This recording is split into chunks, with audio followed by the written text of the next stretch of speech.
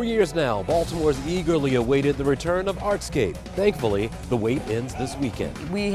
Baltimore has produced, and has always produced, world-class talent, and we're retaining that talent. But the comeback for the country's largest free outdoor public arts festival comes with plenty of changes. Coming up, we sit down with the team behind Artscape with a sneak peek of this year's festivities. Plus, we're having a lot of anti-Semitism and a lot of racism. How do we bring community together? Combating racism and anti-Semitism through art. The history between Baltimore's Black and Jewish communities, that's the focus of a new exhibit. And later. So maybe an engineer, scientist, artist, police officer. I still can't get it right. So anything. She's got big dreams for her future. We talk to Miss Maryland Princess in today's episode that's all positively Baltimore. And hello everyone, I'm Jason Newton. Welcome to 11 TV Hill. Since its inception, Artscape has been a staple of Baltimore summers, but it's time to leave the church fan at home this year. It seems unlikely that the festivities will fall on the hottest day of the year, although there's been some tense moments leading up to this point. The lineups are stacked and the artists ready to showcase their talents with Charm City. Joining us now from BOPA is the interim CEO, Todd Yohanec, and Senior Advisor of Arts and Culture for the Mayor's Office, Tanya Miller Hall. Good to see you both. Good to see you. Nice to see you. I'm excited. I'm sure you are. Well, you're probably tired, but you're probably excited as well for Artscape. Both of those things. Yeah, both of those things. Tell me about getting to this point, because it's a different date. You switched some things up as far as location. Not an easy job. Not an easy job. Putting on a festival this size is always difficult, but we're excited and ready for it. We're excited about the new date. The weather's going to be fantastic, so we are here. Yeah, and you've dedicated some space across North Avenue, and you've done some of that a little bit, but it's more dedicated this year. Why was that so important? You know, I think it really gives the opportunity to make lasting impact on the community. Yeah. There are murals, there's a pocket park. It really is going to be an economic driver of that area of town, and we're really excited for it. Yeah, and it is the People's Festival. I mean, you go from, you have a little bit of everything, is what I'm getting at. And that's got to be fun to put together. It's like a puzzle, I'm suppose it is.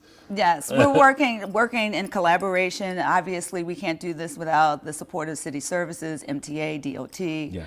All of the city agencies, and so this is a big undertaking, but it's going to be a big weekend for arts and culture in Baltimore City. Two new things that stood out to me. One is B23. That's an indoor spot, so this is an outdoor festival, but the indoor spot has plenty going on as well. You know, we're really celebrating local Baltimore artists and regional artists, and we've got a few indoor spots that allow these emerging artists to show their wear and work and give the opportunity for them to be exposed and to be creative. As a City College guy, I've got to talk about Andre DeShields. He's had a heck of a last 2 or 3 years and now honored again. Yeah, so we're kicking off Artscape Weekend on Thursday, September 21st at 3 p.m. for our street naming dedication on the 1800 block of Division Street where Andre DeShields grew up, and so we're inviting everyone to come participate. I love it. And a fashion show. Yes. What's that all about? Baltimore has such great talent, and one thing that we're incorporating this year, I think there are over 16 designers that are showing their work over 3 days. It's called Project Artscape. Okay. We have models. It's going to be just a wonderful new addition right on Charles Street. So I'm excited about it. I always challenge people to make it through the marketplace empty-handed. I think it is impossible because Baltimore has such great artisans. Tell me about the marketplace. What will it look like this year? So we will have roads, what we're calling artist marketplaces, but the exciting thing is that we're also elevating some of our new emerging artists. So we have exhibitions throughout the footprint as well.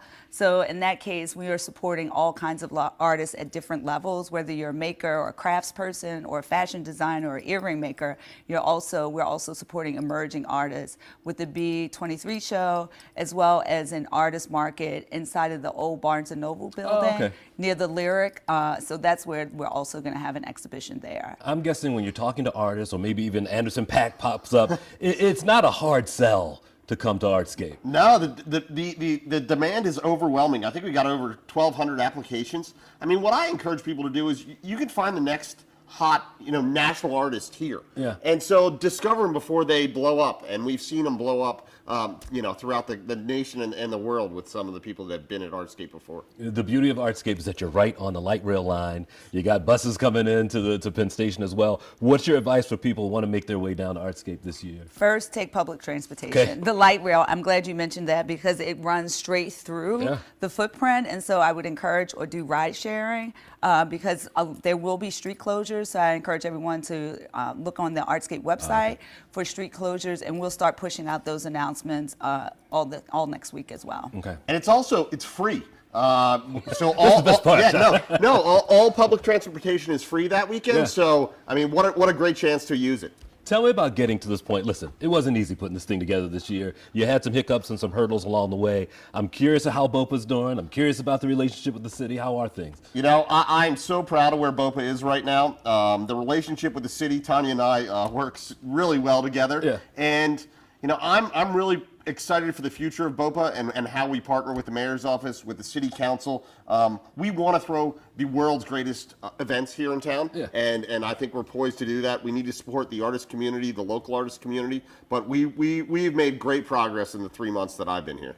I feel like we're in some sort of renaissance as far as arts in Baltimore go. I feel like every corner you turn around, there is a indie movie being shown. There's a porch concert with Ed Heibrecht and his guy. I mean, there's all kinds of things going on. It is all kinds of things going on, and that's why we're really excited about the September date. Yeah. And that, it's a cooler month, but we also get to participate with students. We have student films. Oh, yeah. We have some of the student designers and models who get to participate. You don't have that kind of relationship in the summer. Yeah. And then you're absolutely right. Baltimore has produced, and it has always produced world-class talent, and we're retaining that talent. So that's really exciting as well. All right, give me all the particulars. Give us the dates, the times, and when folks should start getting ready to come out for Artscape. Artscape weekend. Let's go. Let's go. Friday, start at the 22nd at 5 o'clock. Yeah. It kicks off, and it'll run all the way through the weekend till 5 on Sunday, wrapping up with a BSO community concert. I love it. And you won't need the church fan this year. No, hopefully not. You'll be all right. Yeah. Good to see you both. We're looking forward to it. Thank you so much. Thank you for having us. Certainly. And those heading to Artscape over the weekend, don't miss out on all the activity happening in Station North. Local artist Jazz Ehrenberg created this mural entitled Portals and Passageways. It's at the corner of Charles and North. Now, Artscape commissioned the work from the MICA grad, and it's already leaving a lasting impression. As you round the corner into the auto shop, you get a little more immersed in the clouds, and there's a lot more portals and passageways, which is what it's called. So there's a lot of staircases that sort of talk about life choices, right, and also the history of Baltimore. So it talks about people's journeys. Now, the organizers of Artscape wanted public art to highlight the area even after the event is over.